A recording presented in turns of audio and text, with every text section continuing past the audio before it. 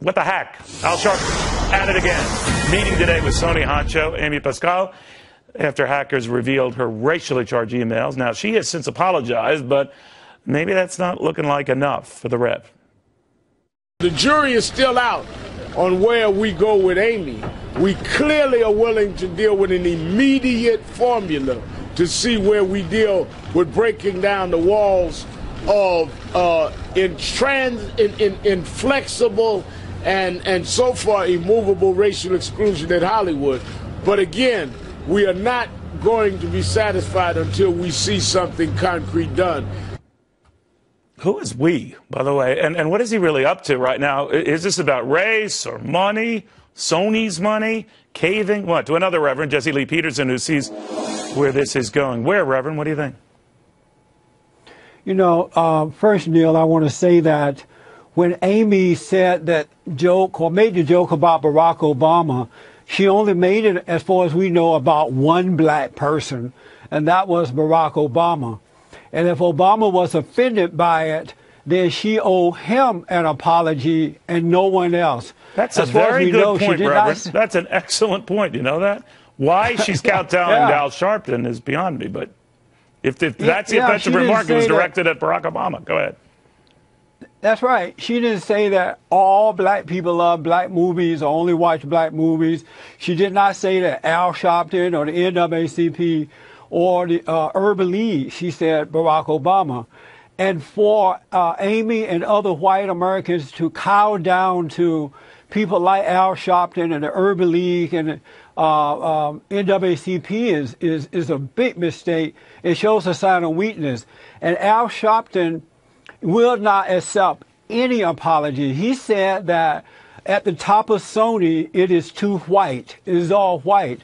And they're not going to accept an apology. They want more. And so Al Sharpton and his organization, the NAACP and the Urban League, will meet with this woman and give her their demands. And what they want is a position, high position, an authority position in Sony. They want to put their guys there or ladies there, and they want money. It is nothing but an outright shakedown. And that's why for the last 24 or 25 years, I've been telling black Americans and white Americans, white folks, you got to get over this fear, because all you do is bring out the worst in people like Sharpton and others. And then black Americans need to turn away from their blackness and turn back to character. But like Reverend, who died and left Al Sharpton, the spokesman for the African-American community? I mean, I don't know whether she is kissing his ring or kissing his ass, but it's offensive, isn't it? She may be doing both, and I feel sad for her, because it's definitely a sign of weakness. And no one died and left Sharpton in control of black Americans. Al Sharpton is supported by the liberal media, just as Jackson and others have been supported over the years. And now Al Sharpton is supported by Barack Obama. This whole thing about white racism, about police brutality, is about redistribution of wealth. They want to take the power away from white Americans and give it to blacks who have not earned it, but they just want something free. And this is bad for the country. It's bad for the races. And I'm very, very concerned, Neil, because I work in the inner cities around the country.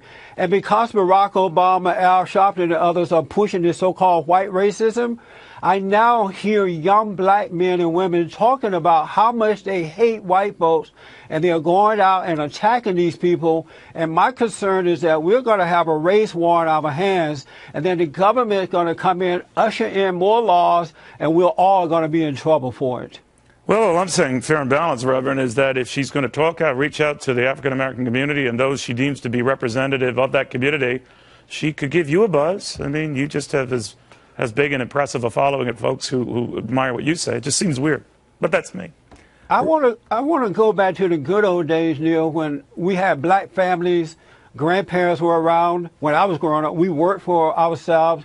We didn't blame other people for our problems, and we didn't have leaders, so-called leaders, who were shaking down white folks in order to gain power for themselves. Yeah. It's not good for black Americans.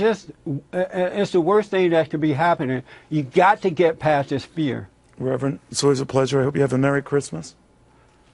Thank you, my friend, and Merry Christmas to you.